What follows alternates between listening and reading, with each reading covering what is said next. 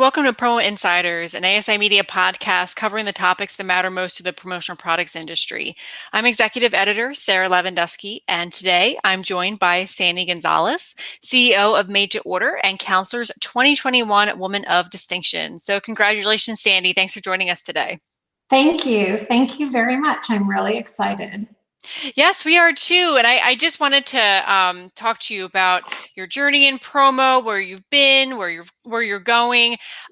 You have an interesting story about how you first got started. Can you tell us a little bit about that, your beginnings in promo? Yeah, it's really funny, but I was in sales. I worked for a newspaper, a small town newspaper in Sanger, California. Mm. And then I worked for one of the #1 radio stations in Fresno, California. And so we used promo all the time. We had t-shirts and calendars and pens, and I never once thought about where those came from, right? Mhm. And then I got married, I had a baby. And I'm so afraid to tell everybody this, but this was before we had cell phones in our cars. And I needed to go back to work, but I didn't want to be in my car on the road all day in case the babysitter needed to get a hold of me. So I answered an ad for a inside customer service rep, and it was somebody that was in this industry. They were a printer and they serviced the promo industry, and that was my first introduction. Mhm. And the first time I went to the show in Dallas was crazy. I never imagined that this was out there. So I was instantly addicted. Oh, wow. That's Yeah. interesting. Yeah. Yeah, everybody has their story. And I love to ask that because it's always like people can kind of bond over, how they first got into promo. Um, Yeah. and Yeah. the interesting thing I know, I mean, COVID happened and all of that, but right before COVID, before COVID was even a thought on our minds, you became CEO of Made to Order, which is a Right. wonderful thing. And you actually stepped up and asked for that role. How did I that did. come about?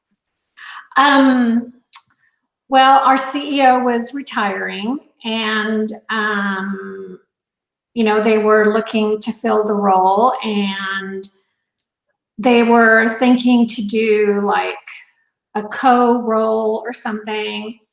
And I'm not one to shy away from a challenge. And I was like, hang on. And I asked for it. In fact, I fought for it. And I just said, I think I can do a really good job. I want that role. That role is mine. And so there you go. Hmm. Hmm. And then That's you had your first big challenge was COVID. crazy. Yeah, I mean, honestly, it's like, oh, great timing, right? Right, right. What has that been like for you and your team kind of weathering that? I know California was hit particularly hard. What has that been like, just kind of weathering the storm and getting through to the other side? I remember the day that our county, Alameda County, closed down and we sent everybody home. We had like 3 employees that were still on desktops, and we issued laptops right away. And it was one of those things where we said, bye, see you in 3 weeks. Yeah. And here we are over a year later. Our entire team is now remote except for our warehouse team. Hmm. And we don't see that changing anytime soon. I think in the beginning, everybody was in shock. We were all in shock. Um, as a CEO, I tried to be understanding of how the employees were feeling. It was hard to know if people were working or not working. And then as time passed on, we tried doing more online meetings. We use Microsoft Teams, we use Zoom.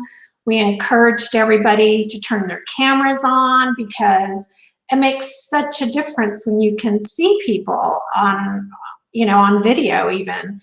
And there was a lot of feelings of I'm being left out of everything. So we just try to schedule more meetings, and sometimes we would schedule a meeting like without even an agenda, and let's just all breathe on camera, right? Yeah. So it's been challenging for sure.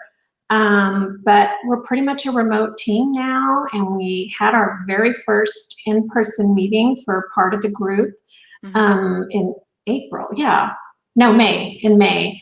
And so that's exciting, and we're hoping to plan for more. Yeah. Mm-hmm. Mm-hmm. That's great. I'm really glad to hear that things are starting to open back up. It's wonderful. And we had talked before about your time in the industry and the ongoing education training you take part in, that you encourage your team members to take part in, the mentorship that you've offered others during your time in promo. Can you talk a little bit about that and the importance of mentorship and like just peer support, really, in this industry in particular? So, yeah, I always encourage education. I'm a fiend about challenging myself and always trying to learn new things.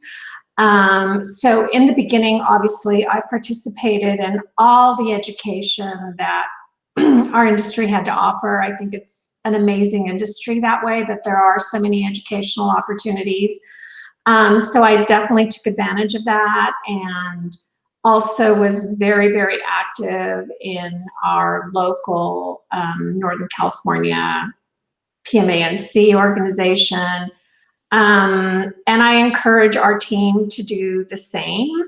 And then we do a lot of different things for education. It doesn't just always come from the industry. We also look for things outside the industry. I think anything related to the industry is really good.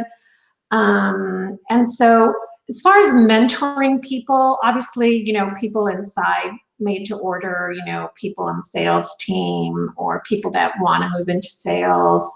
But I also love to mentor some of our, supplier reps that are young, that are just starting in the industry. And I, I'm embarrassed to say this, but I always say to them, I know you love the industry, but you're so young, and if you're here for more than 3 years, you're probably going to get stuck in the industry. You need to go try something else. And so I love seeing when people do take a little bit of a break and try a different role and then come back. And I understand how addictive promo is, because I'm one of them, right? So I think it's important that when you're really young, you try a few things and then you come back and you're like, okay, I love this. I'm going to be really good at it. Mhm, So yeah, mhm. Yeah, finding your niche for sure. Mhm. right, right. Yeah, that's great. Yeah, so the coming months as things, reopen, we look forward to getting back to normal. What is your plan for made to order and kind of riding that momentum wave moving forward? Um, I think it's a little bit more of the same, is that I feel like a lot of people are still in that, start stop situation, because we've seen that a little bit, where they're like, oh yeah, things are going to open up. And I think it's happening even for our own clients, right? And so we talk a lot about how some of our clients are also in shock and just starting to come out of their shells, and what we can do about that, and how we can talk about that with them, and trying to gather as much information as we can to provide for our clients. Because now that we're starting to come out of COVID, we have the whole supplier chain situation, which is really creating havoc, with inventory and freight. We're not out of the woods. We have some very big challenges ahead of us. Mhm. Yeah. Mhm. Yeah, agreed.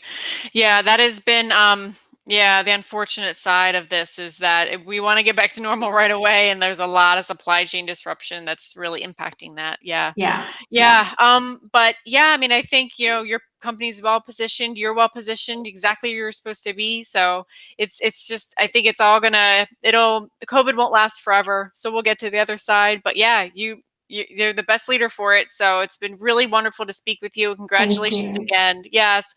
And thank you for being with us. And for more coverage of our 2021 awards winners, please go to asicentral.com/news. Thanks for listening. Thank you. Sure.